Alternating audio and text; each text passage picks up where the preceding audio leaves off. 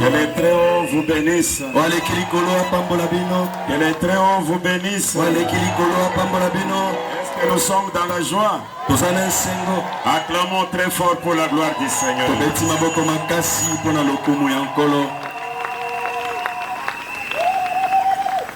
Les grands Équateurs, je suis très heureux d'être au milieu de vous.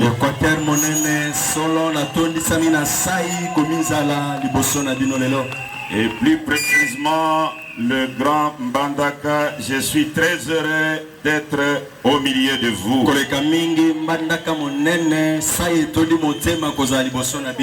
Ça a été un désir, un grand désir d'être au milieu de vous.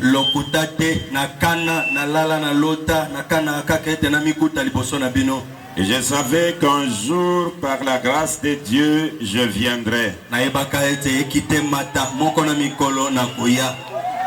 Bien sûr, l'ennemi a tout fait pour nous empêcher d'arriver. Nous sommes arrivés à l'aéroport en retard avec beaucoup d'autres choses qui nous ont empêchés.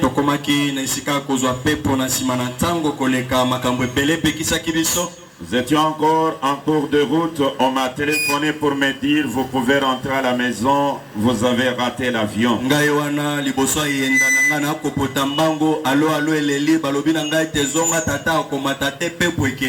Je me suis incliné dans la voiture.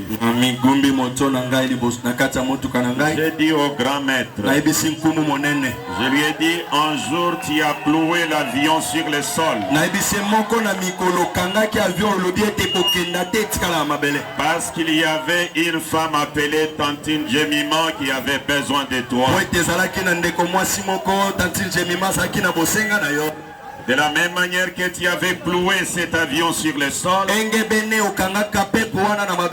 faites en sorte que je trouve l'avion et que je voyage.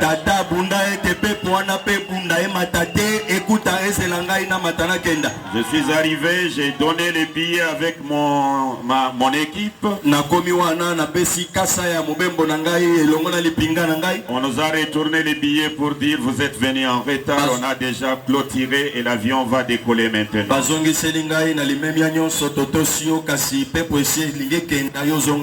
Et j'étais là calme. J'ai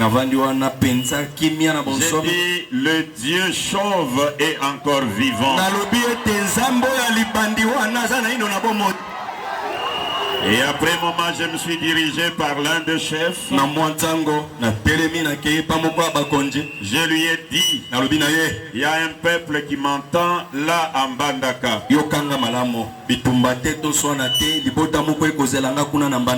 Et je dois me tenir du haut de la chair les vendredis, les samedis et les dimanches.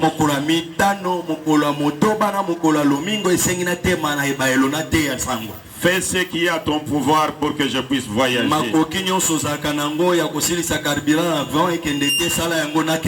Il m'a dit c'est impossible. J'ai dit fais tout pour que je voyage. Il a pris son téléphone, il a appelé le pilote. Il lui a dit il y a un pasteur qui doit voyager, est-ce que vous pouvez lui faire grâce? Le pilote a répondu je peux accepter qu'il voyage à condition qu'il laisse les bagages. J'ai dit rester avec les bagages, je dois prêcher avec le même costume même toute la semaine.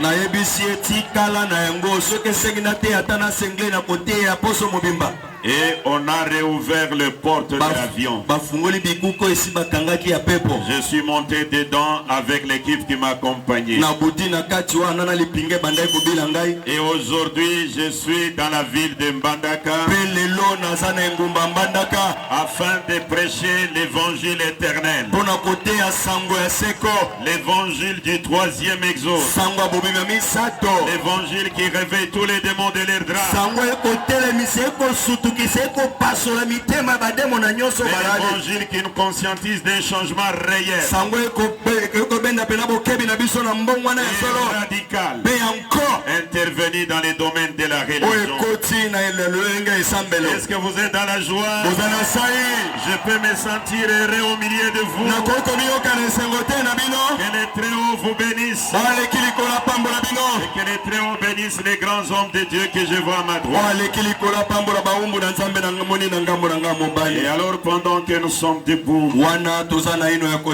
si on peut nous aider avec la Bible noire, cette vieille Bible noire remplie de promesses. Rempli de promesses. Et nous allons prendre une seule écriture là-bas qui pourra être la base. Je suis dans le livre d'Ésaïe. Il y a une écriture là-bas que je vais prendre pour commencer aujourd'hui. Aujourd'hui, ça ne sera que l'introduction. Je crois que par la grâce de Dieu, il va nous aider à évoluer ensemble. Je suis dans Ésaïe au chapitre 53. Depuis le premier verset. Je peux même lire seulement le premier verset. Qui a crié à ce qui nous était annoncé? Qui a reconnu le bras de l'Éternel?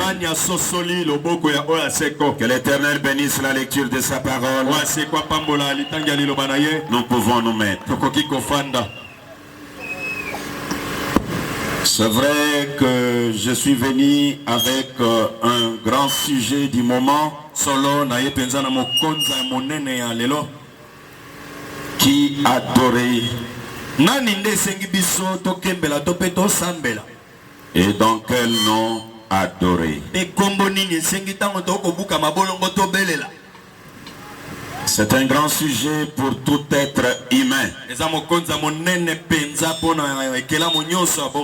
Parce que nous avons été créés, c'est pour adorer.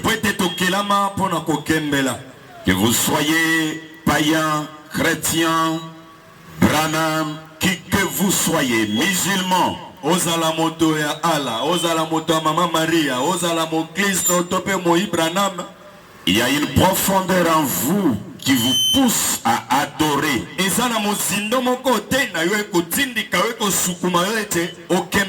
Et la question de l'adoration a toujours été une question de conflit.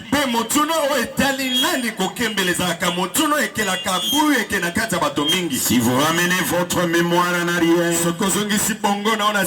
vous allez vous rappeler de Jésus avec la femme samaritaine. Et la femme qui lui dit, vous les Juifs, vous dites qu'il faut adorer à Jérusalem. Mais nous savons que nous devons aller à la montagne pour aller adorer Dieu. Et Jésus lui a dit, vous adorez ce que vous ne connaissez pas. Il y a deux personnes sur cette terre qui adorent, mais un Dieu inconnu. À tel point que lorsqu'il ferme les yeux, il ne connaît pas l'image qu'il est en train d'adorer.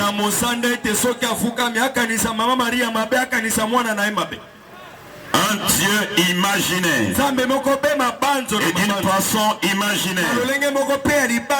Et Jésus lui a dit, nous adorons ce que nous connaissons. Et il lui a promis une heure vient où les vrais adorateurs adoreront le Père en esprit et en vérité.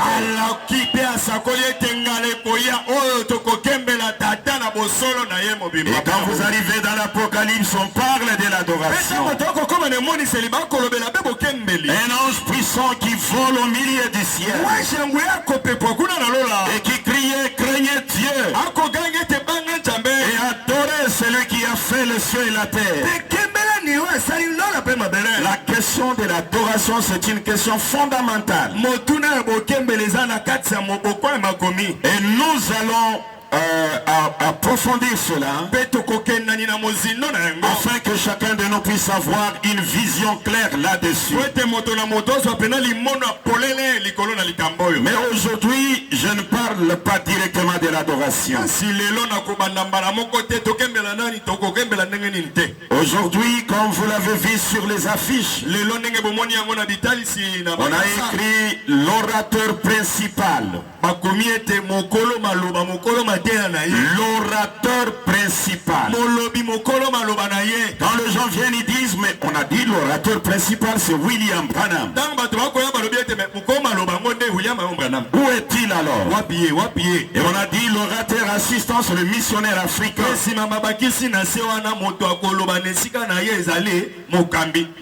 Par conséquent, je voudrais parler maintenant de l'orateur principal d'abord. Et pourquoi nous l'appelons orateur principal? Et pourquoi nous lui avons fait confiance? Pour que tout ce que nous allons vous dire ici dans les grands Équateurs, nous allons nous référer à lui. La connaissance que nous allons vous transmettre ne viendra pas de nous. Ça viendra de lui.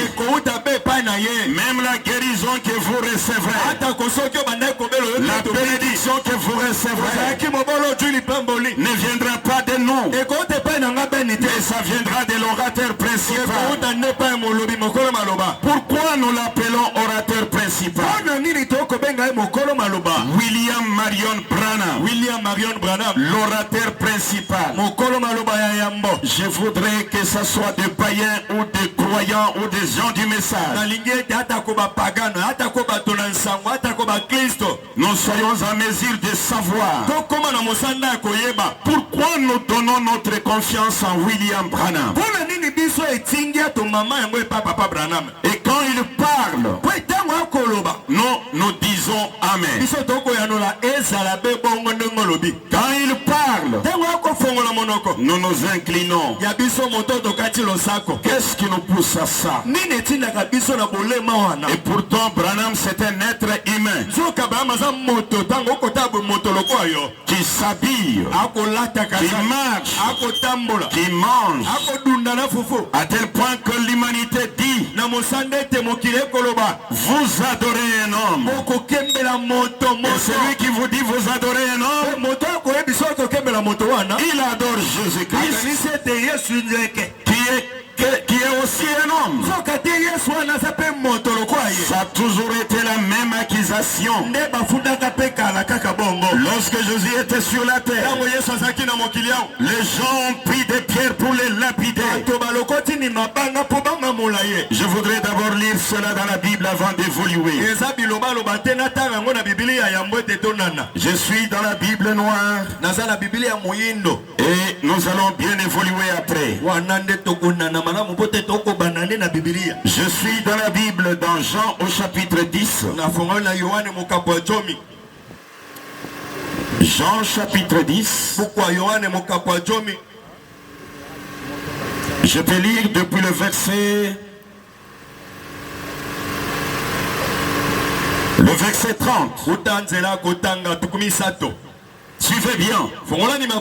C'est Jésus qui parle. Moi et le Père, nous sommes un. Alors les Juifs prirent de nouveau de pierre pour les lapider. Jésus leur dit, je vous ai fait voir plusieurs bonnes œuvres venant de mon Père. Pour laquelle me lapidez-vous? Les Juifs lui répondirent, ce n'est point pour une bonne œuvre que nous te lapidons, mais pour un blasphème. Parce que toi qui es un homme, tu te fais Dieu. Toi qui es un homme,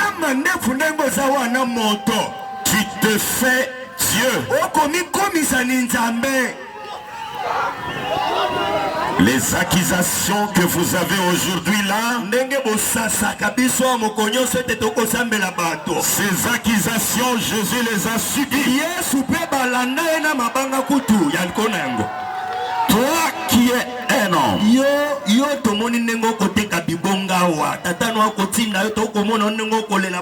tu te fais Dieu. Jésus leur répondit, n'est-il pas écrit dans votre loi? J'ai dit vous êtes des dieux. Si elle a appelé Dieu, c'est à qui la parole de Dieu a été adressée. Et si l'écriture ne peut être anéantie, c'est lui que le Père a sanctifié et envoyé dans le monde. Vous lui dites tu blasphèmes. Et c'est là parce que je dis je suis le Fils de Dieu. Si je ne fais pas les œuvres de mon Père, ne me croyez pas.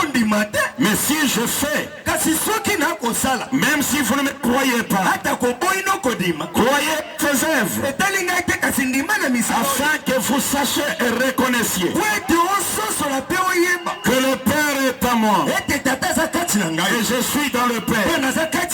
Là-dessus, ils cherchèrent encore à les saisir, mais il s'échappa de leurs mains. Il est en train de courir. Et les Juifs se disaient, voilà le Dieu de Pierre en train de courir. Pierre, jusqu'à quand tu vas comprendre? Regarde ton Dieu qui fuit. Or Dieu a toujours été un homme. Prenez votre Bible. Prenez dans Genèse. Qu'est-ce que Dieu a dit? Faisons l'homme à notre image et selon notre ressemblance. Dieu n'est pas un vent. Dieu est une personne. Dieu est un homme. Dieu marche. Dieu a la bouche. Dieu a la main. Il a pris sa main. Il a placé sur les yeux de Moïse. Moïse lui a dit je vais te voir. Dieu lui a dit tu ne peux pas me voir. Ce n'est pas encore le moment. Mais je vais passer. Je prendrai ma main. Je vais la placer sur les yeux. Et quand je vais passer, tu verras le dos. Dieu est passé. La main sur le visage de Moïse. Et quand il a enlevé la main, Moïse a dit c'est le dos d'un homme. Dieu a toujours été un homme. Est-ce que vous le croyez comme cela? Dieu c'est un homme. Mais ce Dieu homme là, il est identifié. Il est reconnu par des caractéristiques. Il est reconnu par sa vie. Une vie propre à Dieu. Commençons avec la naissance de Branham. Là dans les montagnes de Kentucky. Et vous arriverez à comprendre pourquoi nous autres nous lui plaçons confiance. Et nous l'appelons l'orateur principal. Dans les montagnes de Kentucky, vers 5 heures du matin, une petite maman âgée de 15 ans, dans les douleurs de l'enfantement, pendant qu'elle gémissait, le ciel s'est déchiré, les étoiles tournoyaient, l'étoile de Sem, l'étoile de Cam, l'étoile déjà faite, ça tournoyait. Oh, quand vous voyez ces 3 étoiles, ça veut dire que le souverain des cieux et de la terre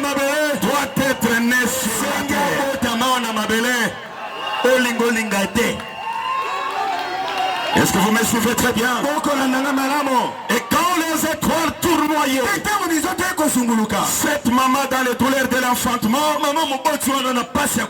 et donne naissance à un fils. Mais la chose grave, le fils atterrit. La chose grave est que l'événement qui se passe à sa naissance, aucun homme dans ce monde, que ce soit Adam le premier, jusqu'à votre papa et à moi, et à vous-même, cet événement n'est jamais arrivé. C'était quoi? La grande colonne de feu. Qu'est-ce que la colonne de feu? La tripite, la plénitude de la divinité. Dieu est une lumière. Et c'est la colonne de feu qui est la tripite de sa plénitude de la divinité. Moïse qui était Dieu. Exode 7. Moïse était Dieu. Mais il a reçu la colonne de feu à l'âge de 80 ans. Jésus qui était Dieu. Dans la Bible il est écrit: oh Dieu, ton Dieu t'a oint. Même Pierre a dit que toute la maison d'Israël le sache que Dieu a fait de ce Jésus que vous avez crucifié, Christ est Seigneur. Il a été divinisé. Il était Dieu. Il était Dieu, mais il a reçu la colonne de feu à l'âge de 30 ans. Peuple de Bandaka, soyez étonnés ensemble avec moi. Le 6 avril 1909,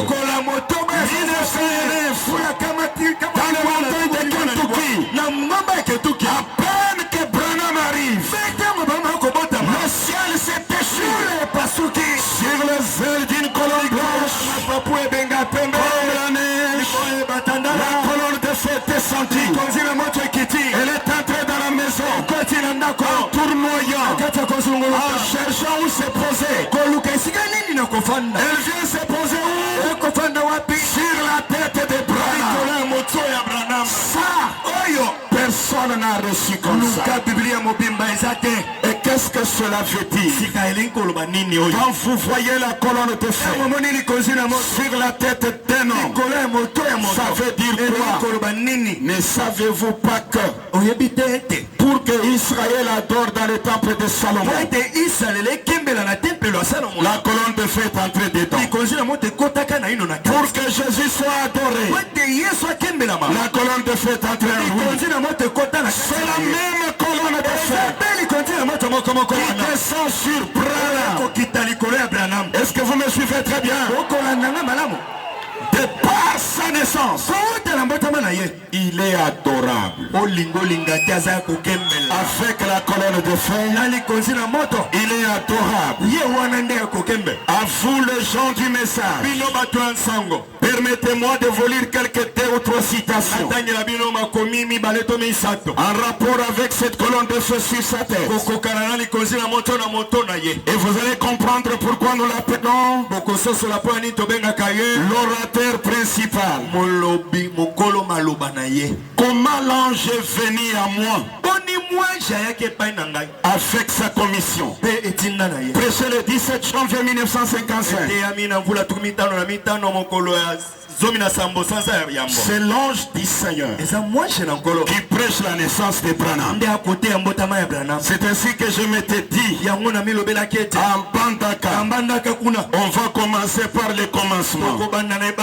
Les jours où nous avons été visités, c'était le 6 avril.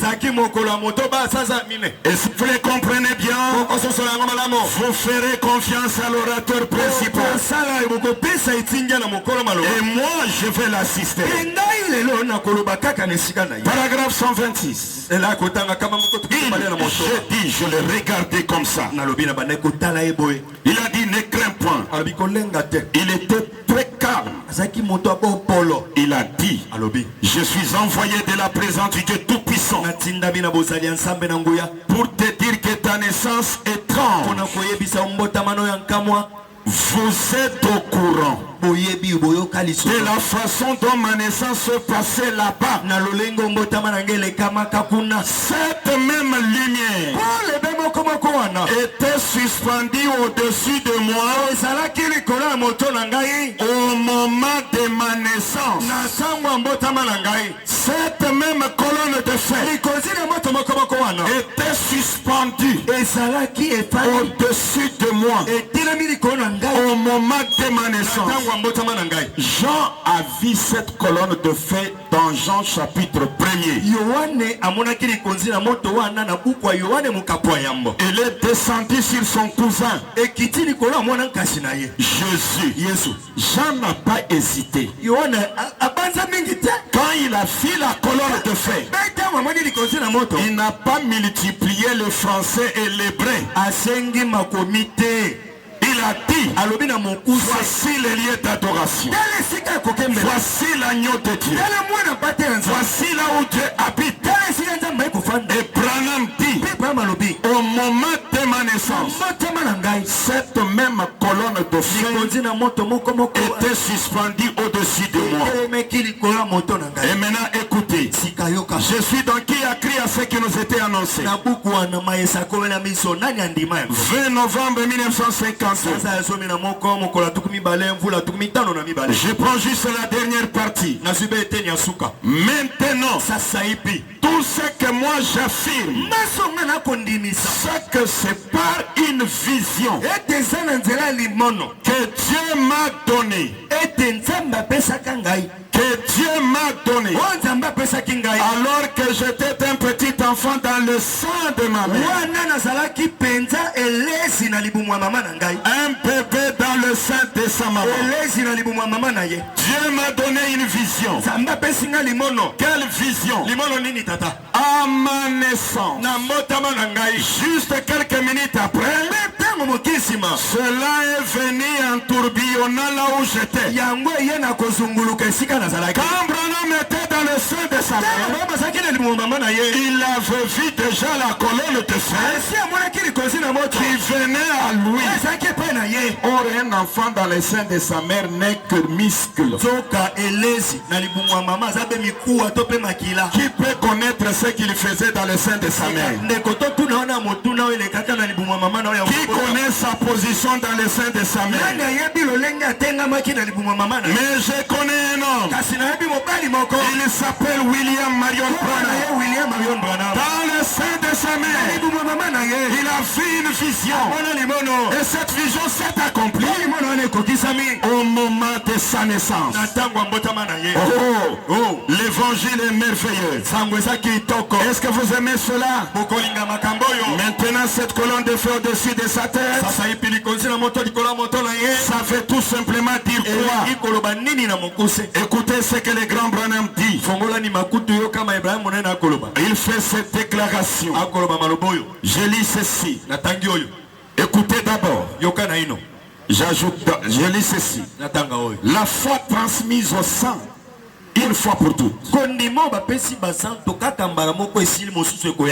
1er mai 1955. Le paragraphe 66. La partie B. Eh bien, Jésus est ressuscité des morts. Avez-vous déjà vu cette petite photo qui a été prise cette fois-là? Oui, il y avait cette lumière au-dessus. Vous savez cela? Je pense. Avez-vous déjà vu cela? Eh bien, pour moi, C'est le signe qui m'a été donné à ma naissance. Je raconte cela. Il se pourrait qu'il y ait...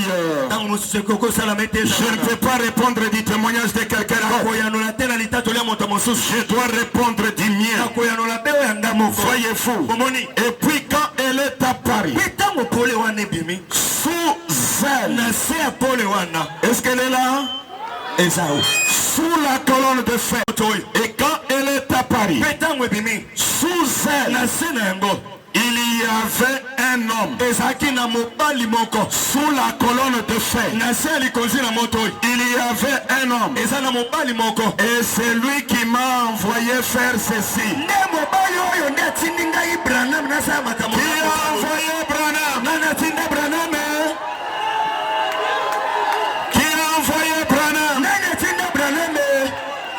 Sous la colonne de fer, il y a un homme. Et c'est cet homme qui m'a envoyé. Mais qui a envoyé Branham? Est-ce qu'on peut le dire que c'est Branham qui a envoyé Branham? Qui a envoyé Branham? Branham a envoyé Branham. Alors il est qui? Avec cette lumière à la tête. Les gens se demandent. Un missionnaire vient dans une ville. Au lieu qu'ils disent que c'est lui l'orateur, mais il dit il est l'assistant. Mais il présente un autre orateur. Et cet autre orateur a la lumière sur la tête. Alors il est qui? Le 24 ancien. Le grand maître Branham déclare: à vous autres qui ne lisez pas les messages, attendez-moi, j'arrive.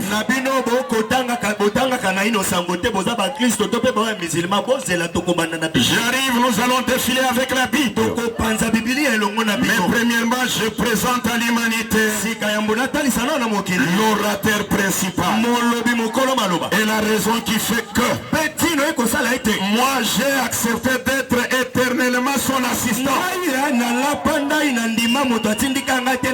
24 anciens.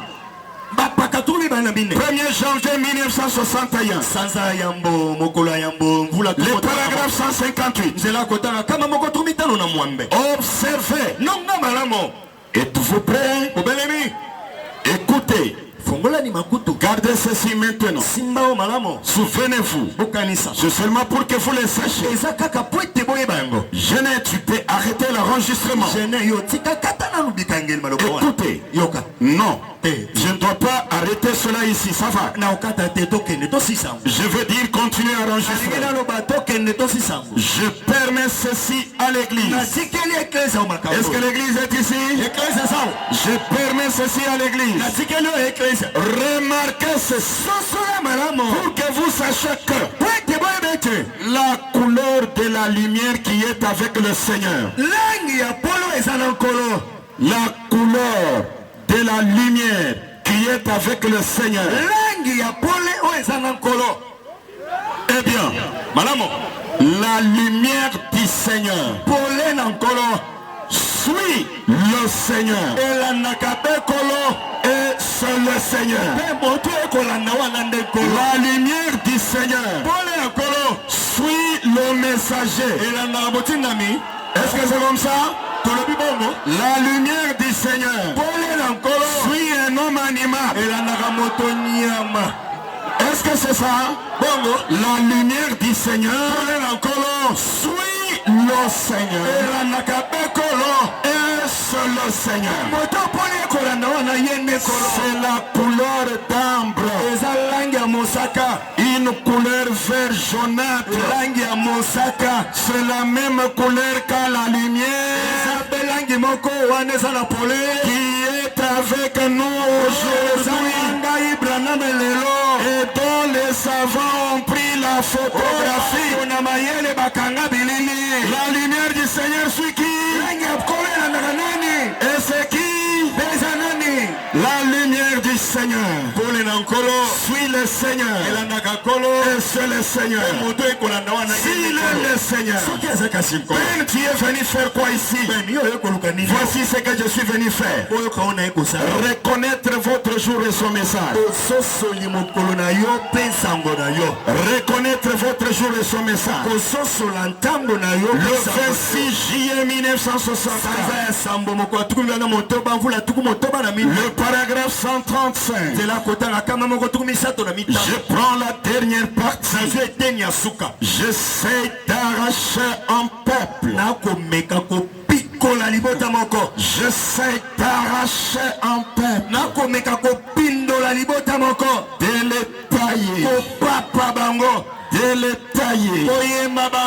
Pour les détacher de ces choses. Et tout. De le faire sortir de là. De leur montrer par les Écritures que c'est Dieu qui se tient là avec la confirmation de la colonne de feu. C'est Dieu qui se tient là avec la confirmation de la colonne de feu. Ceci fait de Branham dès sa naissance. Il est né Dieu. Amen. Christ est identifié dans tous les âges. 17 juin 1964. Le paragraphe 70. Le grand maître déclare. Jésus a dit. Avant le retour du Fils de l'homme.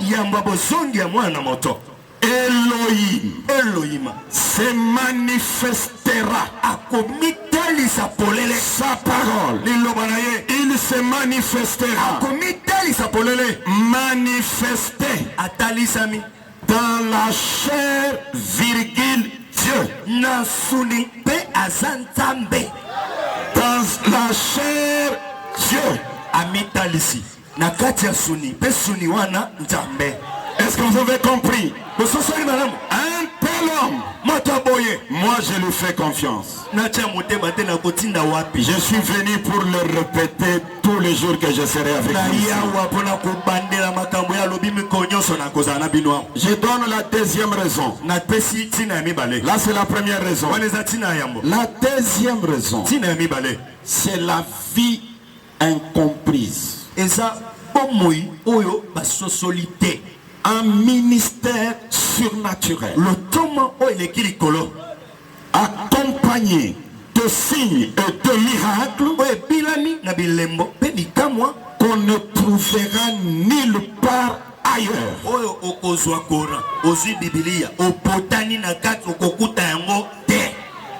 Branham avec un tel ministère, Jésus a dit, les œuvres que je fais rendent témoignage de moi. Si Pierre l'a cru, c'est parce que Jésus pouvait lui dire, ton nom c'est Jonas. Le nom de ton père c'est Jonas. Et toi, ton nom c'est Simon. Pierre l'a regardé, il a dit, toi tu connais mon père qui est déjà mort? Alors tu es la parole qui discerne les pensées. La femme au puits, une pite. Et Branham dit, je suis capable de l'appeler aujourd'hui pour qu'elle vienne enseigner aux prédicateurs américains comment reconnaître le Messie.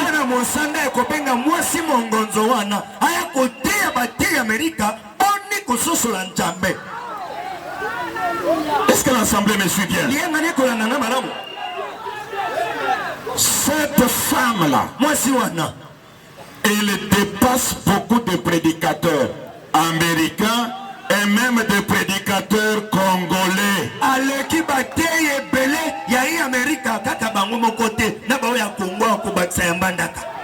Parce qu'elle il avait la capacité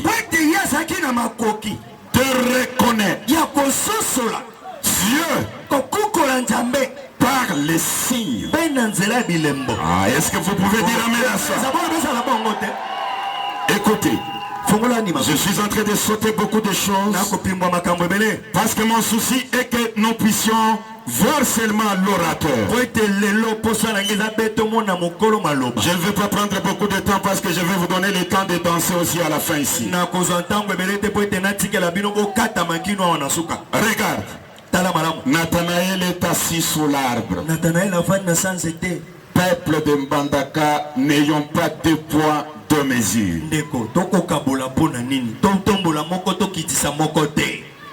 Soyons justes. Nathanaël sous l'arbre. Philippe vient lui dire, Nathan, viens voir ce que nous avons trouvé. Nous avons trouvé le Messie dont la Bible parlait.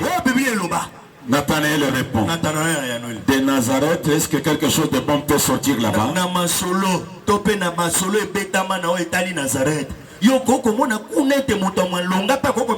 Il dit, viens et vois. Est-ce que tu as invité aussi quelqu'un ici? Est-ce que tu as dit à quelqu'un, viens écouter, viens voir? Si tu ne l'avais pas fait, si tu avais invité une seule personne, mais invité 3, 4, 5. Est-ce que vous allez le faire? Maintenant écoutez. Quand Nathanaël arrive, Jésus le regarde pour la première fois. Voici un Israélite en qui il n'y a point de fraude. Nathanaël dit, quelqu'un qui connaît le secret de ma vie. Il dit, Rabbi,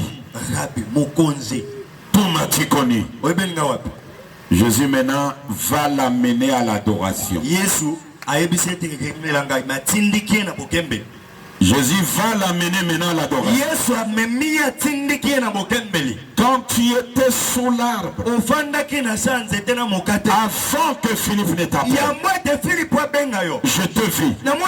Jésus et Nathanaël lui dit, tu es le roi d'Israël. Là c'était hier, n'est-ce pas? C'est ça, non? Maintenant, je vous présente l'orateur principal. Je vous amène aux États-Unis maintenant avec moi. Est-ce que vous êtes disposé qu'on voyage maintenant? Nathanaël a vu un homme qui discerne les pensées. Il l'a appelé le roi d'Israël. Voyageons. Je connais un homme. Je veux que vous puissiez le voir. Et vous-même qualifiez les noms. Qui est ce Melchizedek? 21 février 1965. Le paragraphe 190. Branham est du haut de la chair tel que vous me regardez. Et il y avait des gens assis partout. D'autres derrière. Et Branham crie, il y a un homme assis derrière moi. Il est en train de contacter Dieu. Ce qu'il fait, il a un bébé qui souffre du cœur. Ce bébé a un souffle au cœur. Selon le médecin. Et le nom de cet homme, ce monsieur Cox. Levez-vous, monsieur Cox. Et il dit à Sarah ce qu'elle pensait derrière lui. Qui est Branham? Le même Dieu qui était chez Abraham. J'ajoute une écriture. Je suis dans, y a-t-il quelque chose de pas difficile devant le Seigneur? Je lis, c'est prêché le 28 mars 1960. Les paragraphes 33. Oui, ça y est. Je vais tourner mon dos à cet assistant pour vous faire savoir que le même ange qui était là à Sodome, c'est lui qui donna ceci en ayant son dos tourné. Et le même ange qui est ici ce soir, il ne s'agit pas de votre frère, il s'agit de votre Seigneur, le Saint-Esprit. Et croyez-vous comme cela? Oh, c'est la vérité. J'ai lu cette écriture, suivez bien. Nous sommes aux États-Unis d'Amérique. Le son incertain. 18 décembre 1960. Depuis le paragraphe 145. Il y a 8 ou 10 ans. J'étais quelque part dans l'Est. Une femme était venue sur l'estrade pour qu'on prie pour elle. Le Saint-Esprit a dit, vous êtes Madame Inter et vous venez d'une certaine ville. Vous souffrez de telle et telle chose. Oui, c'était l'exacte vérité. Ensuite il a dit, vous avez une amie qui vit en Californie. Elle est une amie précieuse. Et cette femme est mourante du cancer du rein. Elle a dit, il n'y a rien de plus vrai, frère Branham. C'était le Saint-Esprit qui parlait. Mais la femme dit, Branham, ce que tu dis là, c'est la vérité. Et Branham conclut. C'est le Saint-Esprit qui révélait le secret du cœur.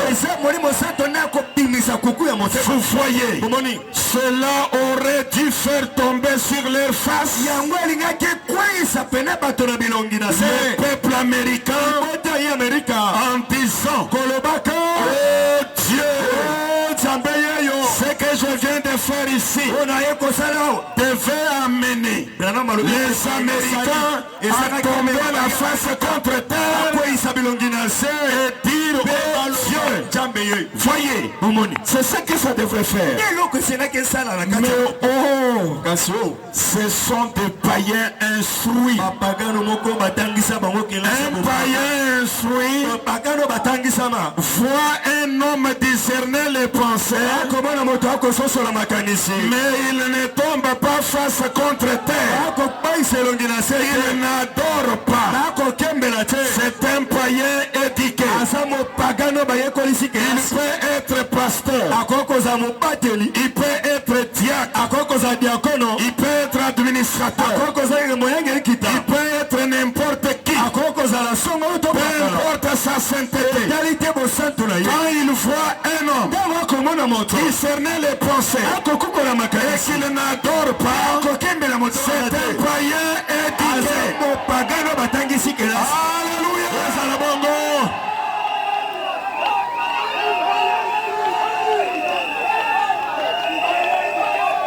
La vie de cet homme, sa naissance, son comportement mérite ma confiance. Est-ce qu'il mérite aussi votre confiance? Appelons-le orateur principal.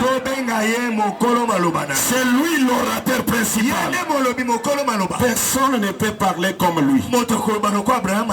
Personne n'a jamais parlé comme lui. Maintenant, comme il est Dieu, Dieu c'est l'objet d'adoration. Je termine parce qu'il n'y a pas de lumière. On me demande de ne pas aller trop loin. Demain on va lutter pour avoir des lumières, afin que nous puissions nous élargir dans la parole de Dieu. Mais j'ai besoin même d'une seule personne qui refuse d'être païen ce soir.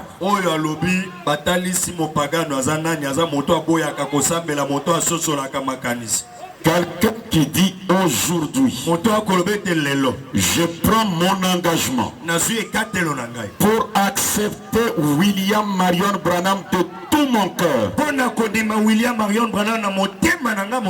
le servir et prendre les baptêmes en son nom.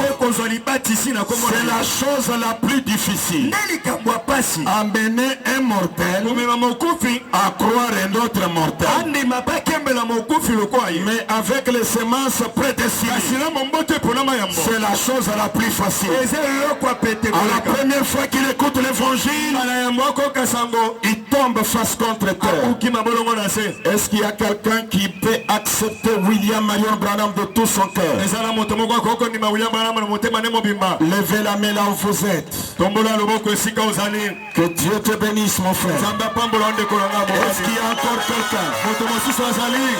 Que Dieu te bénisse, mon frère.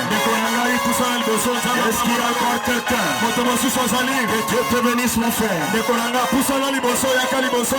Venez ici devant. J'ai juste besoin d'une seule personne qui peut dire, j'accepte Branham de tout mon cœur. Je vais le servir le reste de ma vie. Avancez ici devant. Dites cet homme qui est né avec la parole de fer, qui discerne les pensées de cœur. Moi je le crois de tout mon cœur. Je vais le servir. Je vais être à son service. Est-ce qu'il y a encore quelqu'un qui peut s'ajouter? Est-ce qu'il y a encore quelqu'un qui peut s'ajouter? Défiez l'incrédulité. Défie l'incrédulité. Refuse l'incrédulité. Dieu te bénisse, mon frère. Est-ce qu'il y a encore quelqu'un d'autre? Est-ce qu'il y a encore quelqu'un d'autre qui peut s'ajouter et accepter Branham de tout son cœur? Avancez-vous. Avancez devant et prenez votre décision pour servir le Seigneur, pour prendre le baptême en son nom et pour être à son service. De ce côté ici, est-ce qu'il y a encore quelqu'un qui peut s'ajouter? Disons tous gloire à Branham. Disons encore gloire à Branham. Il est né sous la constellation des étoiles. Il est né sous la colonne de fer. Il discerne les pensées. Dieu a toujours été un homme. Mais quand il vient sur la terre, il se cache et il se révèle dans la simplicité. N'hésitez pas là où vous êtes. Avancez devant. Dites, je l'accepte de tout mon cœur. Dites, je vais m'identifier avec lui. Disons encore gloire à Branham. Disons gloire au Seigneur. Il est merveilleux. Avancez-vous ici. Ne doutez pas. N'ayez pas l'incrédulité. Il est Dieu. Et il vit. Il est une réalité. Gloire au Seigneur. Gloire au Seigneur. Succès à Branham est possible la paix. Succès à Branham est possible la paix. Yesu aya kila 50%. Branham aye na 10,000%. Succès à Branham est possible la paix. Succès à Branham est possible la paix. Yesu aya kila 50%. Branham aye na 10,000%. Succès à Branham est possible la paix. Succès à Branham est possible la paix. Yesu aya kila 50%. Branham aye na 10,000%. Succès à Branham est possible la paix. Succès à Branham est possible la paix. Yesu aya kila 50%. Branham aye na 10,000%.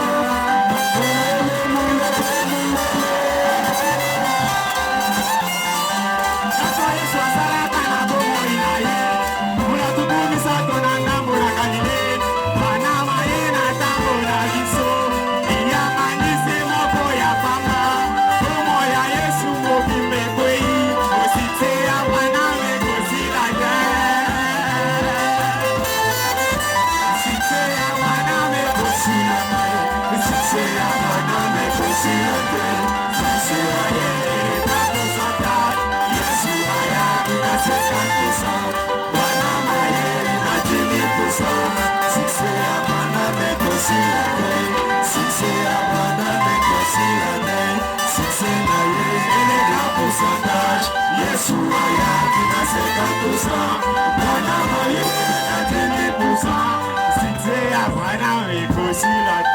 Maintenant,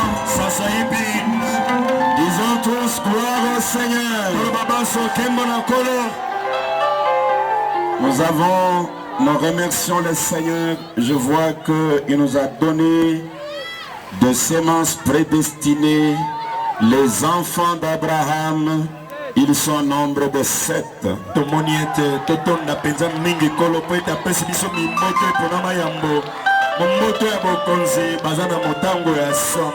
7 c'est la perfection. Et 7 c'est l'adoration. Nous allons faire le programme pour que je les amène aux eaux de baptême. Je vais les baptiser moi-même. Ils ont été prédestinés à être baptisés du grand baptême de vainqueur.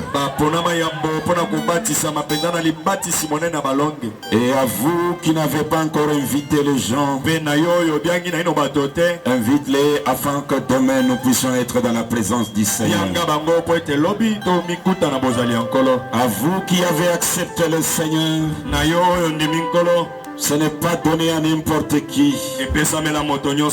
Vous êtes une semence prédestinée. Et que Dieu vous bénisse. Je vais offrir une courte prière en votre faveur. Et on va vous donner le pasteur Adam. Vous allez nous donner les programmes nous permettant de pouvoir les amener aux eaux de baptême.